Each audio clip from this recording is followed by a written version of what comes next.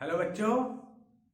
तो अभी तक हम स्टडी कर रहे थे एरिया रिलेटेड टू सर्किल, और एरिया रिलेटेड टू सर्किल में हम एक्सरसाइज 12.2 सॉल्व कर रहे थे। और आई होप आपने कुछ क्वेश्चंस का अटेम्प्ट किया होगा। क्वेश्चन का अटेम्प्ट एक्सरसाइज 12.2 में हम क्वेश्चन नंबर 5 तक सॉल्व कर चुके थे। आज हम क्वेश्चन नंबर 6 से यहाँ पर सॉल्व करेंगे। और जैसा कि हमने कहा कि आपको डिटेल्ड में बिल्कुल एक एक क्वेश्चन हम सॉल्व करते हुए चलेंगे।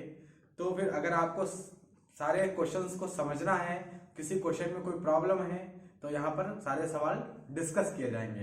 तो चलते हैं एक्सरसाइज 12.2 के क्वेश्चन नंबर 6 पर, क्योंकि पिछले वीडियो में हमने 5 तक सॉल्व किए, क्वेश्चन नंबर 5 तक। तो क्वेश्चन नंबर 6 क्या है, चलिए देखते हैं। अ chord of a circle of radius 15 centimeter subtend an angle of 60 degree at the center. Find the area of the corresponding minor and major segment of a circle, जिसमें आपको बता रखा है कि use pi is equal to 3.14 and under root 3 is equal to 1.73। ठीक है, पाई का value आपको दे रखा है और अंडर रूट 3 का भी वैल्यू आपको दे रखा है। तो यहाँ पर आप अंडर रूट 3 और पाई का वैल्यू अपने मन से नहीं रख सकते, जो इसमें दिया है क्वेश्चन में वही रखना है, तब जाके आपका आंसर मैच करेगा। ठीक है, देखिए क्वेश्चन नंबर 6 क्या बता रखा है, समझते हैं। तो हेडिंग डाल लेते हैं। एक्सरसाइज कौन सी चल रही है?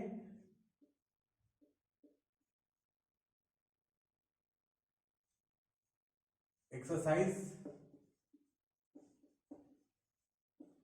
12.2 क्वेश्चन नंबर 6। ये एक सर्किल है। फिगर सबसे पहले तो हम यहाँ पर क्या ड्रा करेंगे, फिगर ड्रा करेंगे। पहले तो हमें क्या चीज फाइंड करनी है, पहले ये हम पता करते हैं। उसके बाद माइनर सेगमेंट का एरिया और मेजर सेगमेंट का एरिया दोनों यहाँ पर हमसे पूछा गया है इस सवाल में, क्वेश्चन नंबर 6 में। ठीक है, ये एक सर्किल है और इस सर्किल का सेंटर यहां पर O है। ठीक,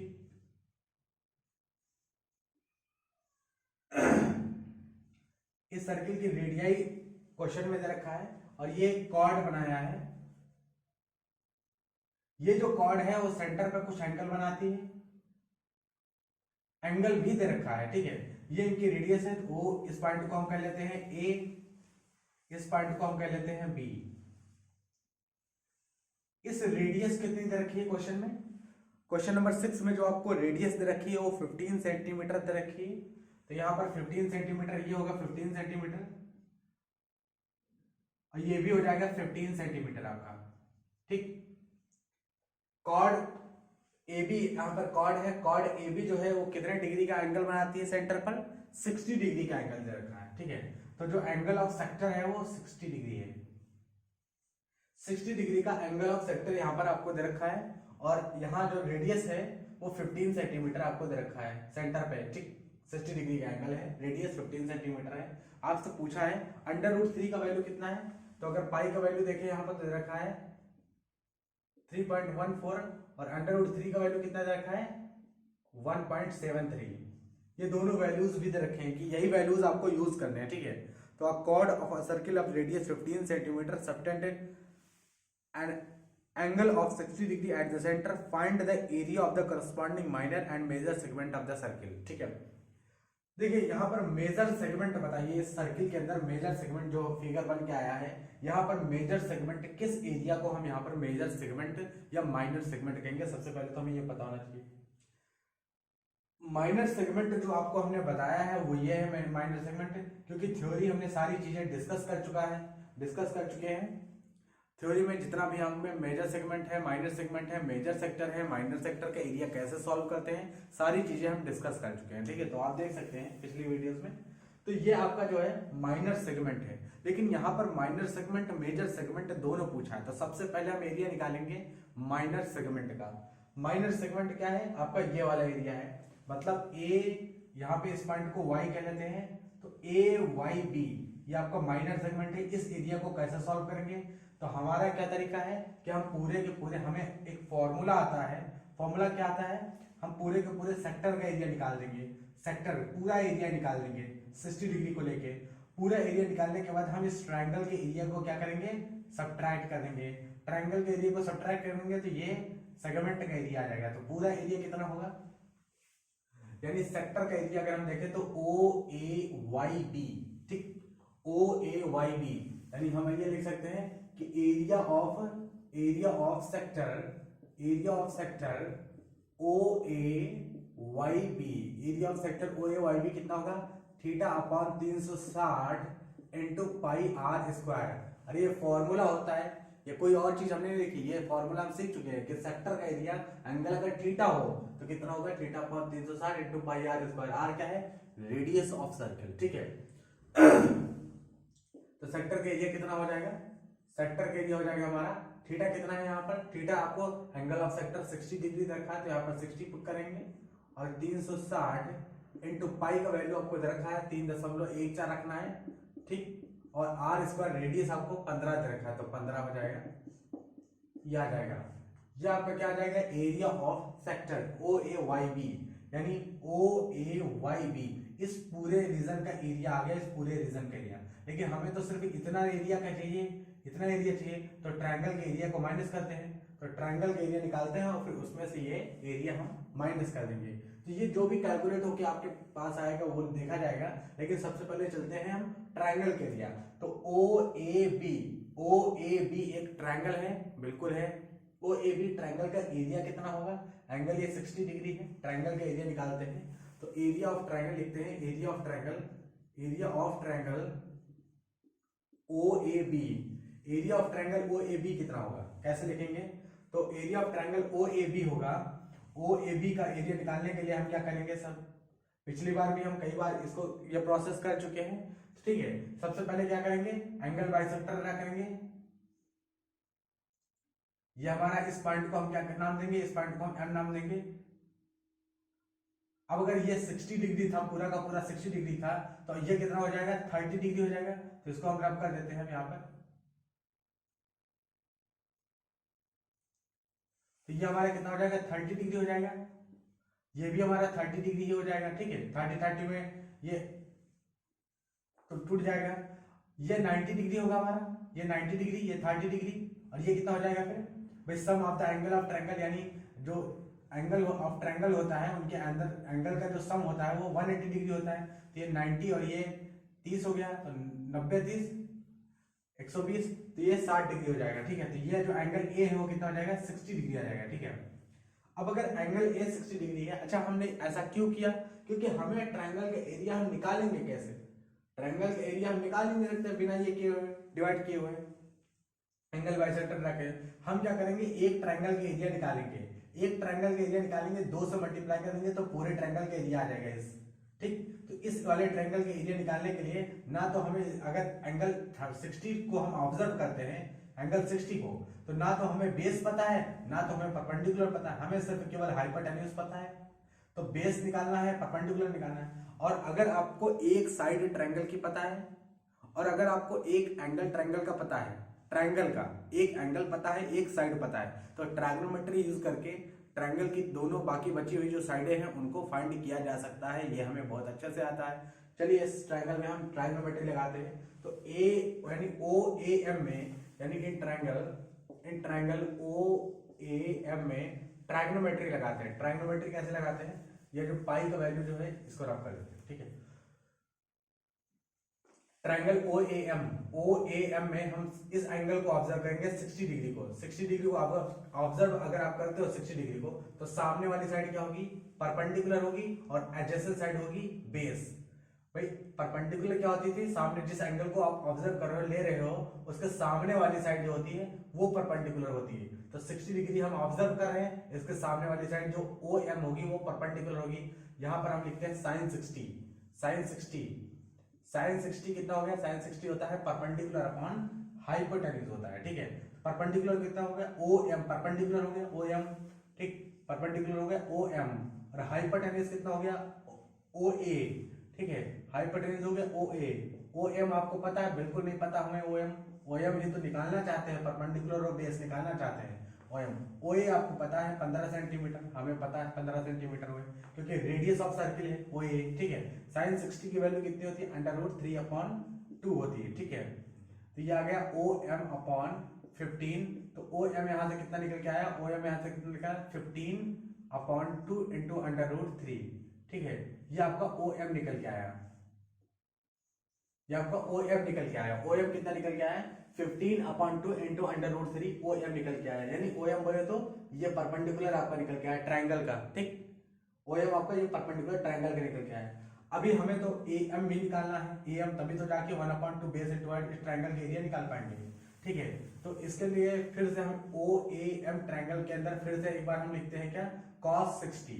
तो cos 60 देखिए, cos 60 क्या होगा, cos 60 होगा बेस अपॉन हाइपोटेन्यूज। तो इस एंगल को ऑब्जर्व करो तो सामने वाली साइड परपेंडिकुलर होगी, तो ये हो जाएगी base adjacent side A M, तो बेस हो गया ए एम अपॉन हाइपोटेन्यूज यानी ओ ए हो जाएगा। ठीक है, ओ ए एम अपॉन ओ ए हो जाएगा। ए एम आपको पता है, ए एम तो निकालना है, ए एम ये तो नहीं पता। ठीक है, ए एम नहीं पता, ओ ए पता है आपको, ओ ए तो पता है 21 है, ओ ए 15 है, ओ ए कितनी है 15। आपको रेडियस दे रखी है, cos 60 की वैल्यू होती है 1/2, cos 60 की वैल्यू कितनी होती है 1/2 होती है cos 60 की वैल्यू, और ये बराबर हो जाएगा ए एम अपॉन 15। तो यहाँ से ए एम कितना आ गया, ए एम आ गया 15/2, ए एम आ गया 15/2, यहाँ से 15 क्योंकि 15 उधर जाएगा तो ए एम बराबर जाएगा 15/2। तो आपको मिल गया ए एम 15/2 और ये ओ एम कितना मिल गया 15/2 इंटू √3। तो क्या इस वाले ट्रायंगल के एरिया लिख पाओगे, इस वाले ट्रायंगल के एरिया ओ ए एम, इस वाले ट्रायंगल के एरिया लिख पाओगे।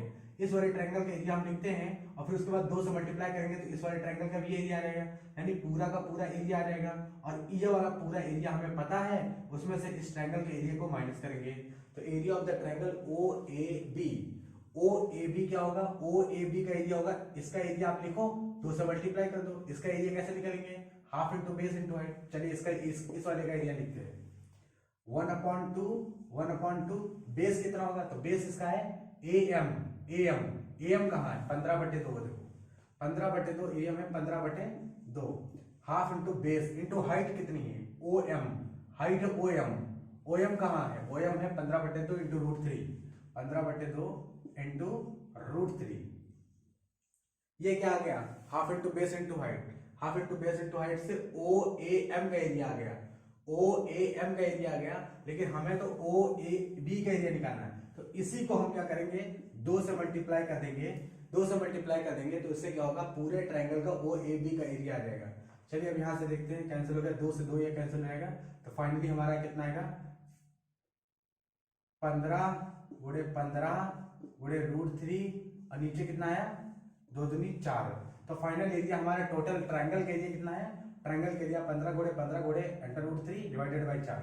अब देखो पूरे सेक्टर का एरिया आपको ये है, पूरे सेक्टर का एरिया, जो पूरे सेक्टर का एरिया है, ठीक है, जो 60 डिग्री का एंगल है, पूरे सेक्टर का एरिया जो पूरा एरिया है वो कितना है, तो पूरे सेक्टर का एरिया आपको यहाँ पर लिखा हुआ है, ये देखो, ठीक, ये देखो लिखा हुआ है पूरे सेक्टर का एरिया।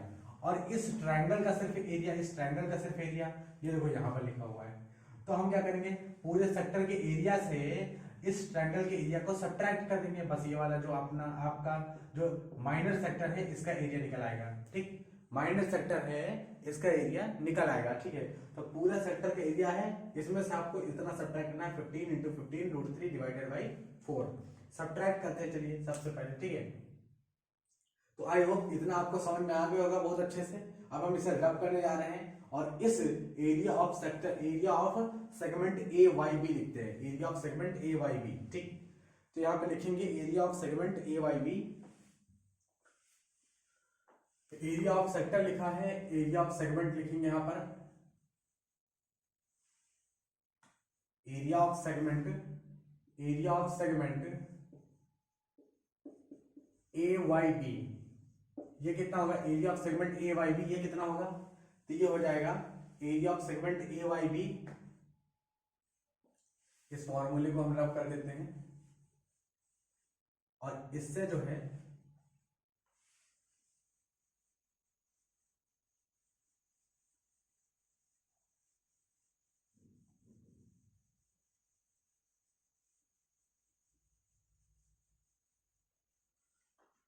अब एरिया ऑफ सेगमेंट, ये सेक्टर का पूरा एरिया है, सेक्टर का पूरा एरिया है, इसमें से हम क्या करेंगे ट्रायंगल के एरिया को सब्ट्रैक्ट करेंगे, यानी इतना सब्ट्रैक्ट करेंगे, तो ये वाला सब्ट्रैक्ट करेंगे 15 × 15 √3 डिवाइडेड बाई 4।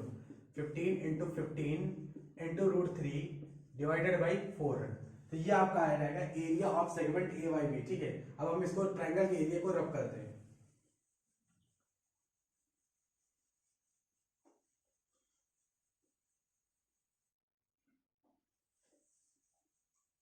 तो ये हमारा हो जाएगा area of the segment A Y B. ये फाइनल हमारा एरिया है। कैसे सॉल्व करेंगे इसे?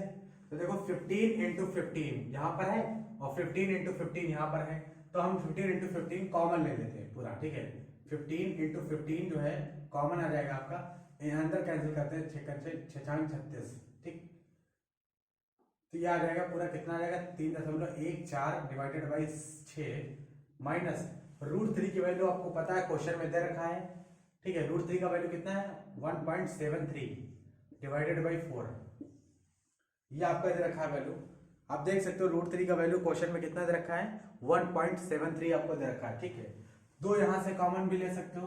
ठीक है, 2 यहां से कॉमन ले सकते हो, तो 2 तिहाई 6 हो जाएगा, 2 तिहाई 6 हो जाएगा और 2 दूनी 4 हो जाएगा। ठीक है, 2 दूनी 4, 2 यहां से कॉमन लिया, नीचे से 2 कॉमन लिया। ठीक है, अच्छा अब इसको सॉल्व करते हैं। इसको सॉल्व करते हैं कितना आता है, तो 2 चौको 8, 2 एकम 2, 2 तिहाई 6। ठीक, उसके बाद देखो 3 त्रिका 9, 3 7 21 और 3 एकम 3 2 5।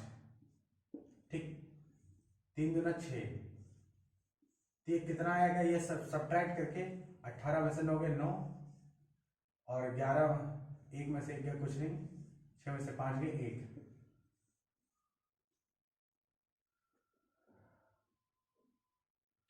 डिवाइडेड बाई 6 और आप मल्टीप्लाई करोगे, इधर जो बचा हुआ 15 इंटू 15 कितना है 15 इंटू 15 डिवाइडेड बाई 2। तो ये पूरा आंसर जो मल्टीप्लिकेशन के बाद आपका आएगा वो कितना होगा, आप ये देख सकते हो यहां से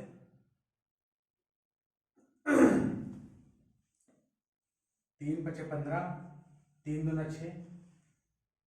ठीक है, तो 5 9 फाइनली आपका आंसर आ गया। इसको 15 into 5 into 15 into 1.09, 5 into 15 into 1.09 ऊपर आपका आएगा, ऊपर ये बचा। ठीक है, नीचे 2 2 4, 4 से डिवाइड करना है आपको। तो ये आपका आएगा फाइनल आंसर। इसको आप मल्टीप्लाई करके आंसर ला सकते हो, 5 9 45, 1.09, 5 से मल्टीप्लाई करेंगे 5 करें 5। ठीक, फिर 15 से मल्टीप्लाई करेंगे इसे 75, 60, 15 25 75 क्या सही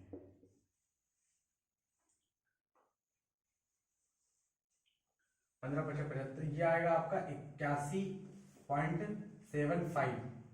फाइनली डिवाइड करेंगे 4 से।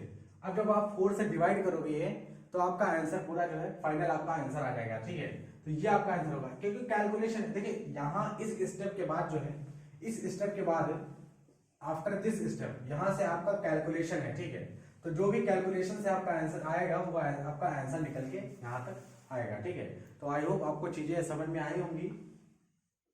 ये हमारा आंसर है, आप 4 से डिवाइड करिएगा तो ये आपका आंसर आ जाएगा। ठीक है, तो ये हमारा इस क्वेश्चन नंबर 6 का हमारा आंसर है।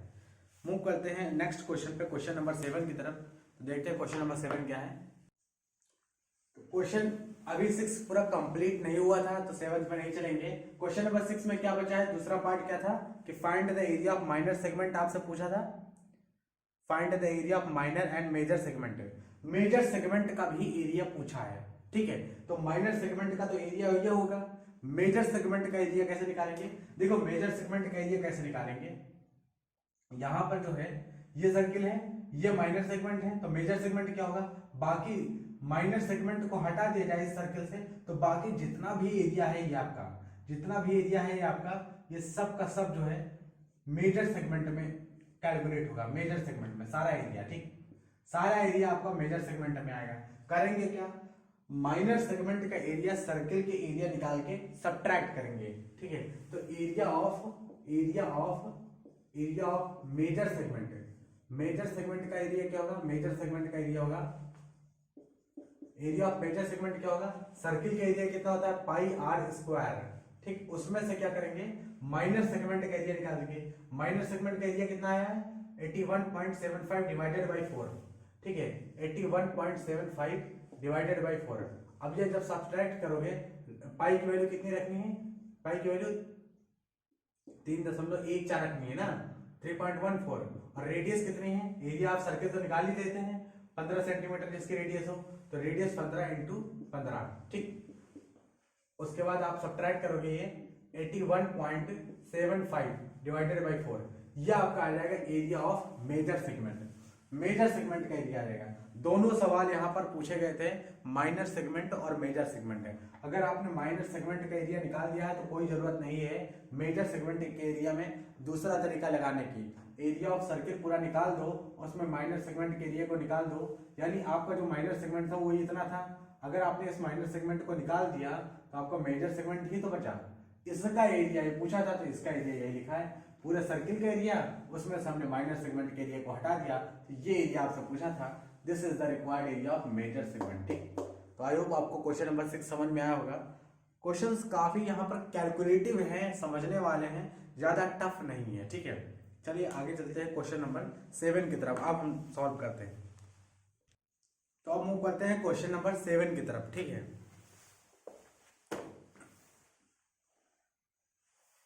Chord of a circle of radius 12 centimeter subtend an angle of 120 degree at the center. Find the area of the corresponding segment of the circle. पाई का वैल्यू और √3 का वैल्यू आपको दे रखा है। ये क्वेश्चन बिल्कुल क्वेश्चन नंबर 6 की तरह है, जो अभी हमने सेगमेंट का एरिया निकाला, माइनर सेगमेंट का एरिया। यहाँ पर भी आपसे माइनर सेगमेंट का एरिया ही पूछ रहा है, सिर्फ आपको यहाँ पर रेडियस का वैल्यू चेंज कर दिया है। पिछले वाले क्वेश्चन में रेडियस का वैल्यू 15 सेंटीमीटर था, इस बार 12 सेंटीमीटर कर दिया। पिछले वाले क्वेश्चन में रेडियस जो एंगल ऑफ सेक्टर था वो 60 डिग्री था, इस बार कर दिया है 120 डिग्री। तो यहाँ पर सेगमेंट का एरिया निकालना है, बहुत सिंपल है क्वेश्चन नंबर 7, ठीक है। ये आपको फिगर बनाया है, ये सेंटर है, ये जो एंगल है यहाँ पर इस बार 120 डिग्री कर दिया है, ठीक। ये जो रेडियस है क्वेश्चन नंबर 7 में वो 12 सेंटीमीटर कर दिया है, ठीक है, 12 सेंटीमीटर। ये कितनी है, 12 सेंटीमीटर। और आपसे ये पूछा है कि ये कॉर्ड बना दी है, ये वाला एरिया आपसे पूछ रहा है। तो आई होप आपको बहुत अच्छे से समझ में आ गया होगा कि सेगमेंट का एरिया कैसे सॉल्व करते हैं। हम क्या करेंगे, पूरे सेक्टर का एरिया निकालेंगे, उसमें से ट्रायंगल के एरिया को माइनस कर देंगे। तो आई होप क्वेश्चन नंबर 7 आपसे लग जाएगा, बहुत ज्यादा टफ नहीं है, बहुत सिंपल है, इसलिए हम क्वेश्चन नंबर 7 को ड्रॉप करते हैं, ठीक है।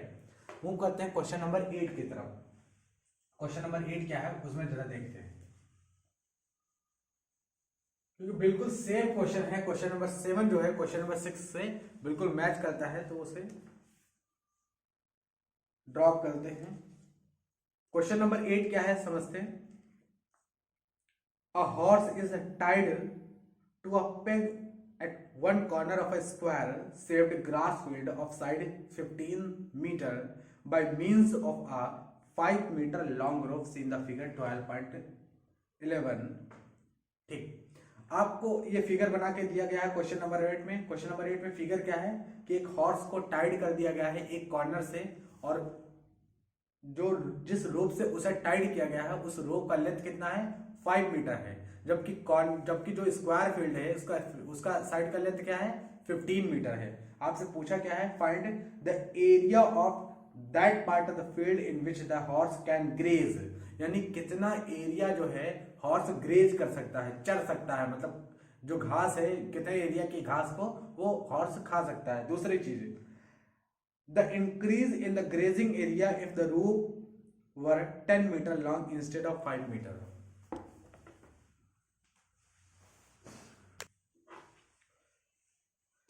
तो देखिए क्वेश्चन नंबर 8 देखिए, सबसे पहले तो जो फिगर दिया है उसे हम बनाते हैं, फिर उसके बाद समझाते हैं कि इसमें क्या क्या चीजें पूछ रखा है आपसे, ठीक है।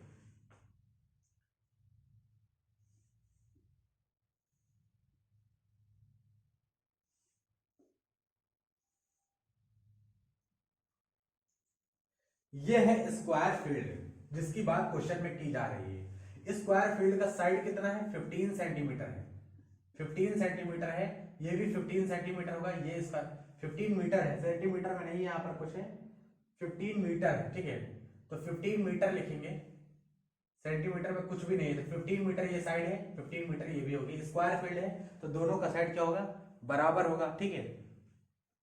अब इस कॉर्नर पे क्या किया उन्होंने, हॉर्स को टाइट कर दिया, बांध दिया मतलब, ठीक। उसके बाद 5 मीटर रस्सी से बांधा, मतलब 5 मीटर रोप से बांधा, 5 मीटर का लेंथ है, 5 मीटर का लेंथ होगा, यानी इसका मतलब ये हुआ कि ये हॉर्स यहां तक ही बांधा, ठीक, हॉर्स यहां तक आएगा, तभी तो यहां से टाइट किया है। तो इतना बड़ा रोप लिया है, ये 5 मीटर है, और 5 मीटर के हॉर्स को 5 मीटर से रोप 5 मीटर के रोप से हॉर्स को टाइट कर दिया, तो हॉर्स यहां तक आएगा, ये 5 मीटर है। अगली 5 मीटर ये होगी 5 मीटर, अगली 5 मीटर ये होगी, तो टोटल 15 मीटर हो गया। तो 5 मीटर तक यहां तक हॉर्स आएगा, ठीक है। अगर यहां तक इधर आएगा, तो अगर वो हॉर्स इधर जाए तो यहां तक आएगा 5 मीटर, ठीक। 5 मीटर ये भी जाएगा, इधर भी तो जाएगा, ओके। फिर उसमें कहा गया है क्वेश्चन में कि the area of that part of the field in which the horse can graze, okay. तो ये पूरा फील्ड है आपका, स्क्वायर फील्ड है। आपसे पूछा ये गया है कि अगर इस कॉर्नर पे 5 मीटर रोप से हॉर्स को टाइट कर दिया जाए, बांध दिया जाए, तो कितना एरिया वो, मतलब कितना घास का जो एरिया है वो कितना घास खाएगा। तो आप देखो कि अगर 5 मीटर रोप से टाइट कर दिया है, तो ये एरिया जो है यहां तक, यहां से यहां तक का एरिया खा सकता है, बिल्कुल। तो यहां से यहां तक का एरिया, ये इतना एरिया ही वो हॉर्स जो है ग्रेज कर सकता है, इतना एरिया ही हॉर्स ग्रेज कर पाएगा। आगे का एरिया ग्रेज इसलिए नहीं कर पाएगा, नहीं खा पाएगा घास, यहाँ के आगे के घास इसलिए नहीं खा पाएगा क्योंकि उसका जो लेंथ है रोप का, जिसे वो टाइट किया गया, उसका लेंथ 5 मीटर ही है, जबकि पूरे फील्ड का जो लेंथ है ये साइड है वो 15 मीटर है, ठीक। ये 15 मीटर है, ये भी 15 मीटर है, ये स्क्वायर फील्ड है, ठीक है।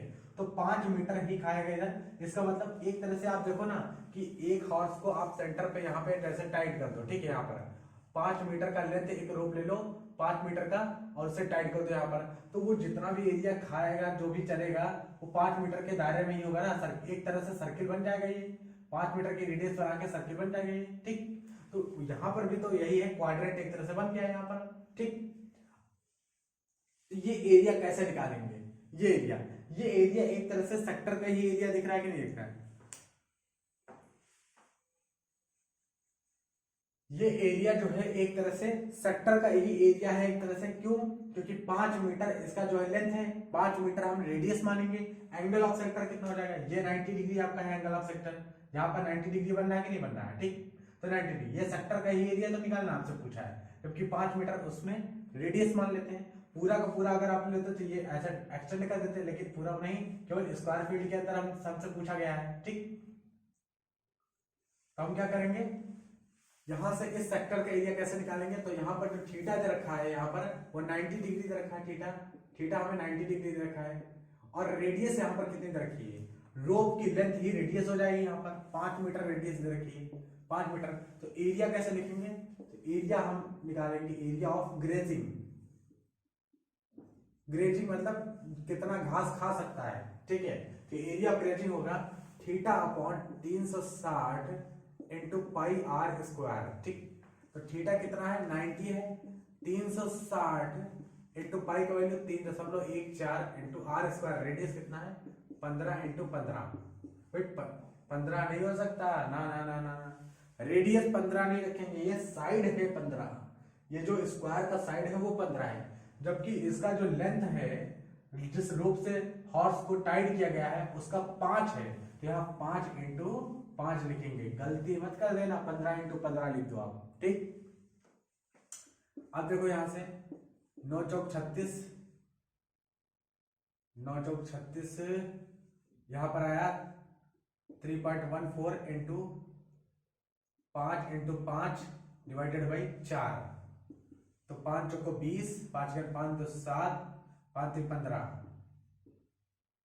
मल्टीप्लाई करेंगे 5 से डिवाइडेड बाई 4, तो आ जाएगा आपका 5 से 35, 5 से 25, 28, और 5 में 5 तो 7, 4 से इसको आप डिवाइड करोगे तो कितना आएगा, 4 का 4,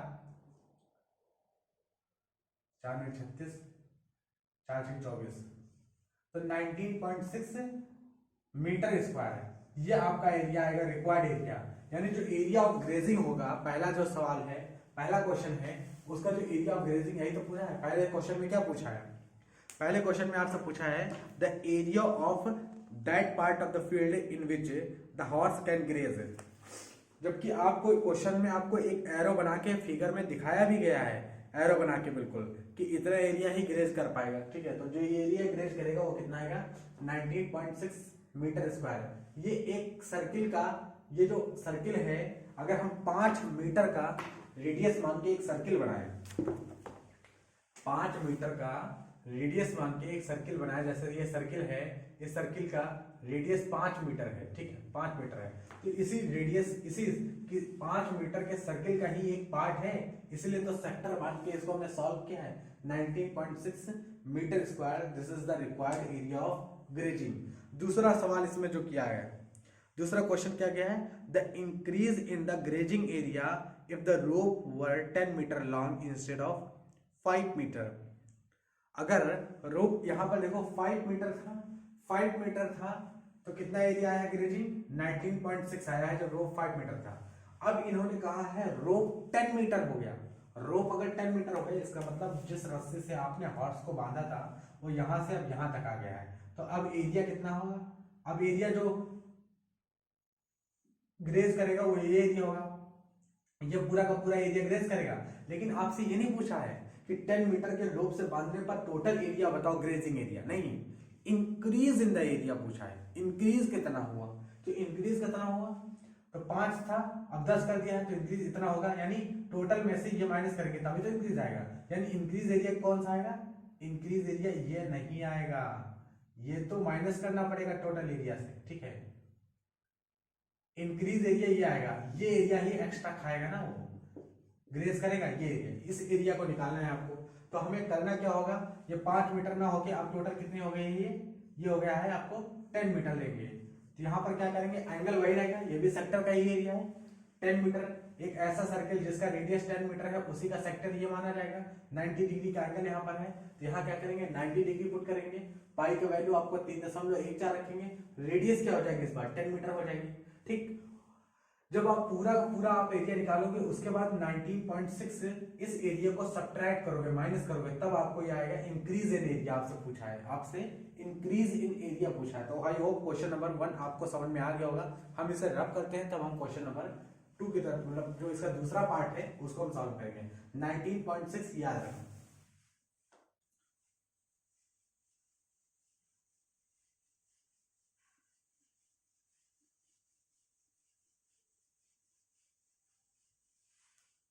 इंक्रीज इन एरिया क्या होगा, दूसरा पार्ट क्या है, increase in area, increase in area. तो ये इंक्रीज इन एरिया कैसे निकलेगा, तो हम क्या करेंगे, 10 सेंटीमीटर का मान के सेक्टर का एरिया, टोटल एरिया निकालेंगे। ठीक है, तो theta upon 360 into pi r square, ये टोटल एरिया आएगा, टोटल एरिया, उसमें से ये क्या करेंगे 19.6 सब्ट्रैक्ट कर देंगे, ये आपका इंक्रीज इन एरिया आएगा। थीटा की वैल्यू आपकी 90 डिग्री ही रहेगी, तो आपका 90 डिग्री रहेगा, 360 इंटू पाई 3.14, और रेडियस, रेडियस कितना हो जाएगा 10 मीटर हो जाएगा इस बार। ठीक है, तो 10 इंटू 10 माइनस 19.6, तो ये कितना आएगा आपका, ये 14 आ जाएगा।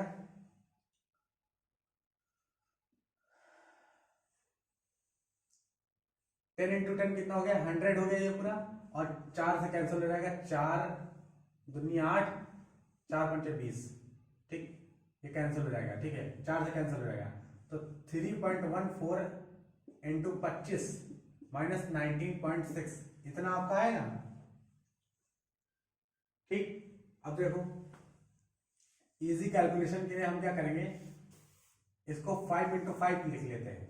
5 इंटू 5 कैलकुलेशन इजी हो जाएगा। 5 चौको 20, 5 1 5 2 7 5 3 15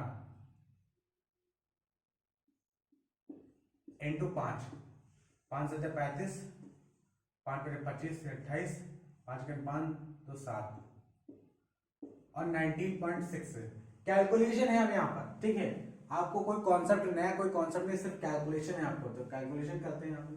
15 में से 6 के 9, और यहाँ से आया 17 में से 9, 8 9 17, और 6 में से 1 5 है, तो 58.9 कितना आया, 58.9 सेंटीमीटर स्क्वायर, नहीं मीटर में रखा है तो metre square. This is the required area.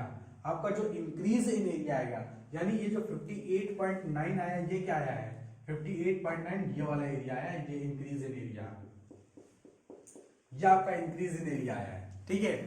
58.9 metre square is the required area, ठीक।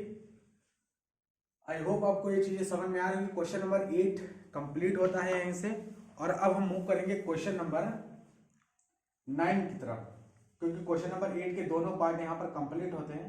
क्वेश्चन नंबर 9 क्या है देखते हैं। Question number 9, a broach is made with silver wire in the form of a circle with diameter 35 mm. The wire is also used in making 5 diameter which divide the circle into 10 equal sector as shown in the figure 12.12. Figure में आप देख सकते हो, figure बना हुआ है। Find the total length of the silver wire required, the area of each sector of the brooch. Question बहुत simple है, समझते हैं। क्वेश्चन नंबर 9, देखिए यहां पर एक सर्किल है, जो भी हम यहां पर ड्रा करने जा रहे हैं फिगर, वो ये समझ के, मतलब ये समझ के चलना कि वो सिल्वर वायर से हम ड्रा कर रहे हैं, तो उसी का टोटल लेंथ फाइनली। तो क्वेश्चन नंबर 1 आपसे पूछा है इसमें कि the total length of the silver wire, तो जो भी हम ड्रा करेंगे यहाँ पर फिगर, वो समझ लो सिल्वर वायर से हम बनाने जा रहे हैं, ठीक। तो यहाँ पर ये एक सर्किल है, सर्किल बनाया हमने, किससे बनाया, सिल्वर वायर मान लेते हैं, ठीक। फिर उसके बाद जो है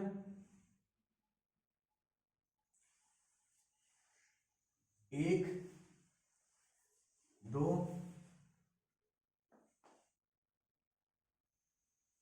3 4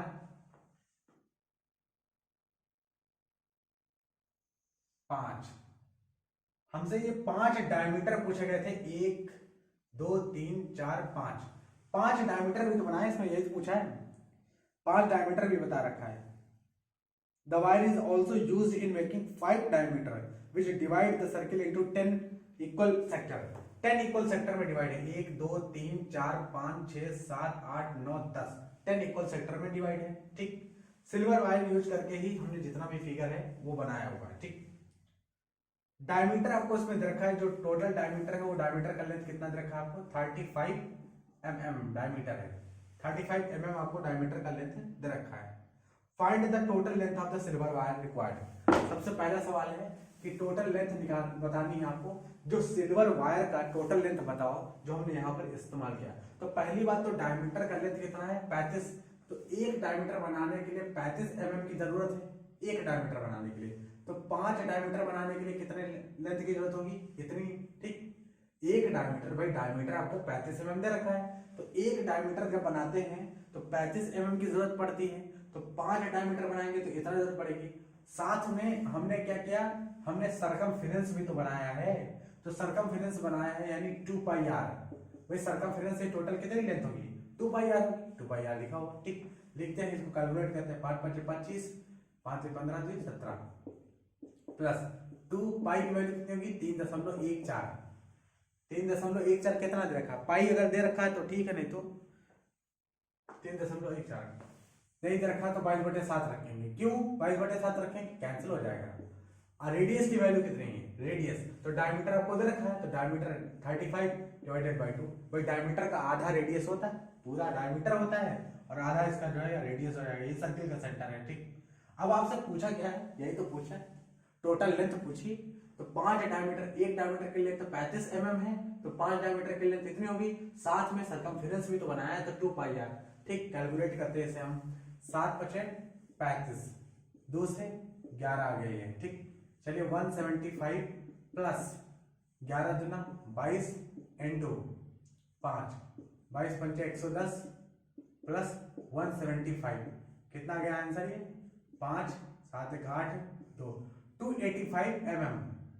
तो total length of the wire required 285 mm, 285 mm जो होगी total length of the wire होगी, ठीक है। वायर की जो टोटल लेंथ हमने यूज किया है 5 डायमीटर बनाने के लिए और 1 सर्कमफेरेंस बनाने के लिए, टोटल लेंथ कितना यूज किया सिल्वर वायर का, 285 mm को यूज किया, ठीक। क्वेश्चन नंबर 1 यहाँ पे सॉल्व होता है। क्वेश्चन नंबर जो दूसरा आपको बताया है उसमें पूछा है the area of each sector of the ब्रूच, यानी एक सेक्टर का एरिया, हर एक सेक्टर का एरिया बताओ। चलो हम इसका एरिया बताते हैं, क्योंकि सबका एरिया बराबर है तो इसका एरिया बताओ। चलो हम इसका एरिया बताते हैं, कैसे बताते हैं। दूसरा पार्ट है, इस सवाल का दूसरा पार्ट है। देखो यहाँ पर कितने हैं, 10 के 10 सेक्टर हैं, ठीक। टोटल कितना डिग्री होता है, ये पूरा का पूरा यहाँ से यहाँ तक का कितना डिग्री होता है, 360 डिग्री होता है, 360 डिग्री होता है टोटल, और 10 सेक्टर में डिवाइड है। इसका मतलब एक एंगल कितने डिग्री का होगा, 36 डिग्री का होगा। यानी थीटा कितना होगा, सेक्टर का एरिया निकालना है ना, तो सेक्टर का एरिया होता है थीटा अपॉन 360, ठीक है।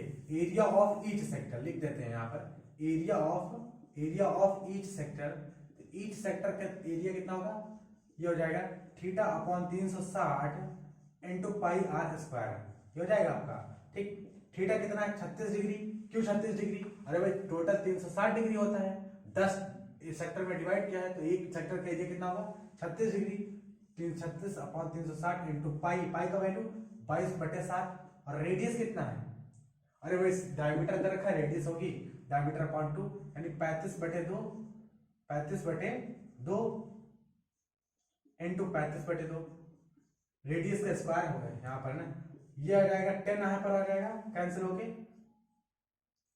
7 × 35 हो जाएगा, 2 से यहाँ 11 हो जाएगा, ये 5 दूना 10 हो जाएगा, सारा का सारा कैंसिल हो गया, कितना बचा 11 × 35, 11 35 और नीचे कितना बचा 2 × 2 यानी 2 दूनी 4, तो कितना आ गया 5 3 8, ठीक है। ये मल्टीप्लाई करोगे 11 से तो कितना आएगा 385, और 4 से डिवाइड करोगे तो कितना आएगा 4 9 36, 2 4 6 24, एक आया ना, 4 दूनी 8, 4 5 20, ये आ जाएगा mm स्क्वायर आएगा ये एरिया किस में आएगा, mm स्क्वायर में, क्योंकि लेंथ आपको कितना दे रखा है, लेंथ आपको दे रखा है डायमीटर का 35 mm, तो ये एरिया भी आएगा 96.25 mm स्क्वायर, ठीक है। देखिए हो सकता है क्वेश्चंस के जो आंसर हम यहाँ पर सॉल्व होके आ रहे हों उसमें पॉइंट का कुछ इधर उधर हो, ठीक है। तो पॉइंट क्या, अगर मान लीजिए यहाँ पे हो सकता है 6 लिखा हो या 3 अंक तक, पॉइंट के बाद 3 अंक तक आंसर निकाल लेते हो, उससे कोई बहुत फर्क नहीं पड़ता, ठीक है। आपका यह आंसर सही होना चाहिए, पॉइंट के 1-2 अंक तक सही आंसर होना चाहिए, तो वो सही मान लिया जाता है, ठीक। तो this is the required area of each sector, जो कितना होगा 196.25 होगा, ठीक है। ये आपका होगा answer number, question number 9 complete होता है यहाँ से, ठीक। चलिए मूव करते हैं क्वेश्चन नंबर 10 की तरफ। तो क्वेश्चन नंबर 10 देखिए क्या है, समझते हैं। क्वेश्चन नंबर 10 क्या है, an umbrella has 8 ribs which is equally spaced. Figure आपको बताया है 12.13, assuming umbrella to be the flat circle of the radius 45 centimetre, find the area between the two consecutive rib of the umbrella 45 centimetre. Okay, question number 10 समझते हैं।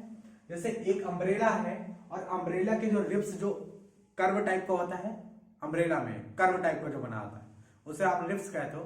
कई सारी ribs में divide है, कितने 8 रिब्स में वो डिवाइड है, मतलब आप ये कह सकते हो। और फाइनली इन्होंने कहा है कि आप सर्किल की तरह मान सकते हो, फ्लैट सर्किल।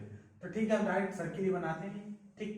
अब ये जो सर्किल है, ये जो सर्किल हमारा है वो 8 रिब्स में डिवाइडेड है, ठीक है।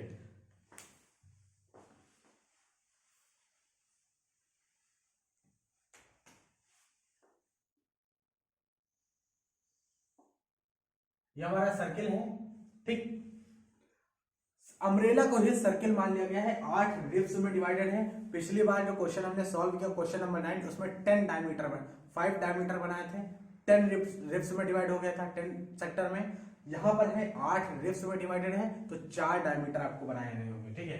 इसमें उसमें जो फिगर आपको बनाया गया है, दिखाया गया है, उस तरह से भी आप ड्रा कर सकते हो। इसमें हम ऐसे भी सॉल्व कर सकते हैं, ठीक।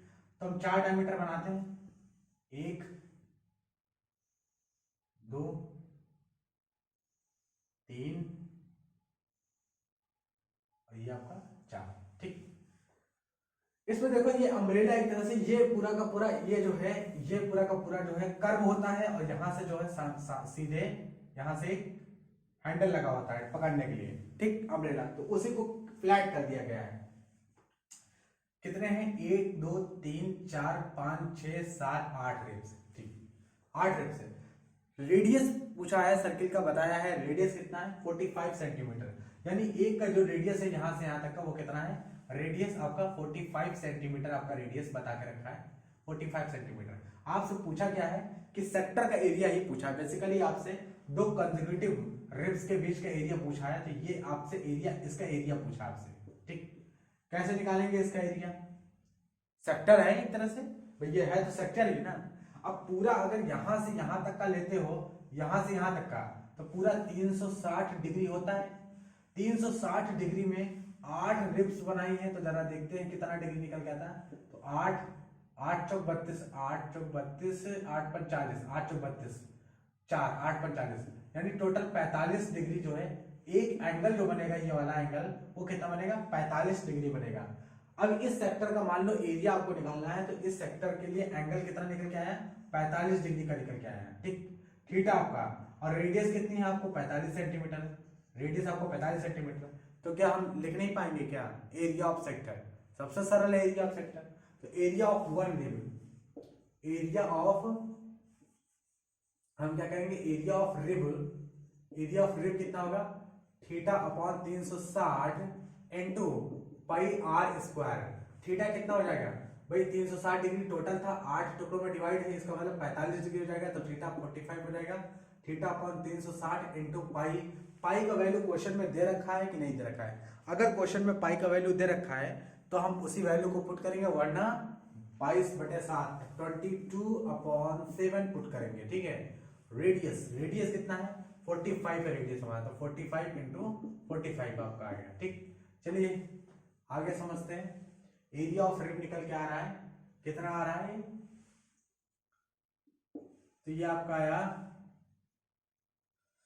9 पचे 45, 9 चौक 36, 5 8 40,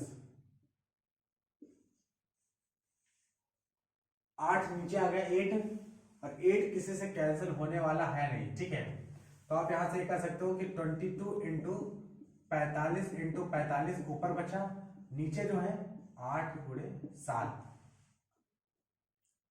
2 1 2 2 1 2 2 चौको 8, ये कैंसिल हो सकता था, तो यहां पर 11 आएगा, 11 आएगा और यहाँ 4 आएगा। ठीक है,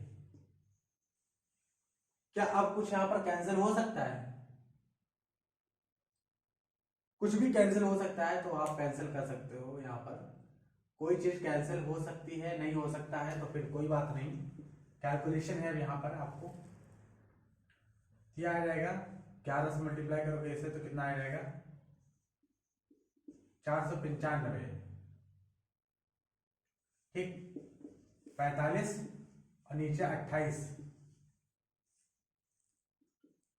45 से मल्टीप्लाई करोगे इसको 495 को, तो कितना आएगा, तो आप इसे इजी कैलकुलेशन के लिए कितना लिख सकते हैं 9 इंटू 5 लिख सकते हैं, 9 इंटू 5 इजी कैलकुलेशन के 9 बचे 45, 9 बचे 45, 9 इधर लिख लेते हैं, इधर लिख लेते हैं 495 इंटू 5, सबसे पहले 5 से करेंगे। ठीक, 5 से या फिर 9 से करते हैं, सबसे पहले हम 9 से करते हैं। चलो 9 बचे 45, 9 9 81 4 85, और 9 चौक 36 8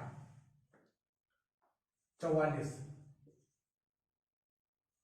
इतना आ गया 4455 इतना आ गया। अब इसको 5 से तो मल्टीप्लाई करना पड़ेगा भाई, 9 से मल्टीप्लाई करते हैं 5 से करेंगे, तो जो 4455 आया इसको 5 से मल्टीप्लाई करते हैं, 5 पचे 25, 5 पचे 25 2 27 हाथ से लेके 2, और 5 चौको 20 2 22, और 5 चौको 20 2 22, तो फाइनल आंसर कितना है 22275। ऊपर का टोटल मल्टीप्लिकेशन जब करोगे ये वाला, तो ये आएगा 22275, ये आपका ऊपर का मल्टीप्लिकेशन करोगे, और नीचे जो है कितना आ रहा है 28, ये आपका फाइनल आंसर होगा। ठीक है, अरे फाइनल आंसर इसके भी आगे जा सकते हो, आप इसे ना डिवाइड कर दो तो भी आंसर आ जाएगा, ठीक है। लेकिन अब यहाँ तक यहीं पर छोड़ सकते हो, या फिर आप चाहे तो डिवाइड करके आंसर लिख सकते हो, तो वो आपका आंसर हो जाएगा। तो this is the required area of a rib, यानी एक रिब का जो आपका एक सेक्टर का एरिया होगा वो कितना होगा, तो ये होगा 22275 डिवाइडेड बाई 28। हमने क्यों ये किया, हमने ये क्यों किया, इसलिए किया क्योंकि एक पूरा 360 डिग्री होता है, 8 सेक्टर में 8 इक्वल सेक्टर में डिवाइडेड है, इसलिए हमने 8 से डिवाइड किया, तो पता चला एक सेक्टर का एंगल 45 डिग्री है। और हमें पता है कि सेक्टर का एंगल का formula theta upon 360 into pi r square होता है। रेडियस आपको 45 सेंटीमीटर आपको दे रखा था, ठीक है। तो इतना सरल क्वेश्चन था आपका क्वेश्चन नंबर 10, ठीक है। आई होप आपको चीजें, ये क्वेश्चंस आपको जो हमने बताया अभी तक आपको अच्छे से समझ में आए होंगे। इस एक्सरसाइज में बाकी के क्वेश्चंस हम अगले क्लास में सॉल्व करेंगे, ठीक है। तो अगर आपको क्लास 10 का इसी तरह से मैथमेटिक्स सीखना है, क्वेश्चन बाय क्वेश्चन एक एक क्वेश्चन सीखना है, तो चैनल को जरूर सब्सक्राइब करें, लोगों के साथ शेयर करें। तब तक के लिए मिलते हैं नेक्स्ट क्लास में, तब तक के लिए धन्यवाद।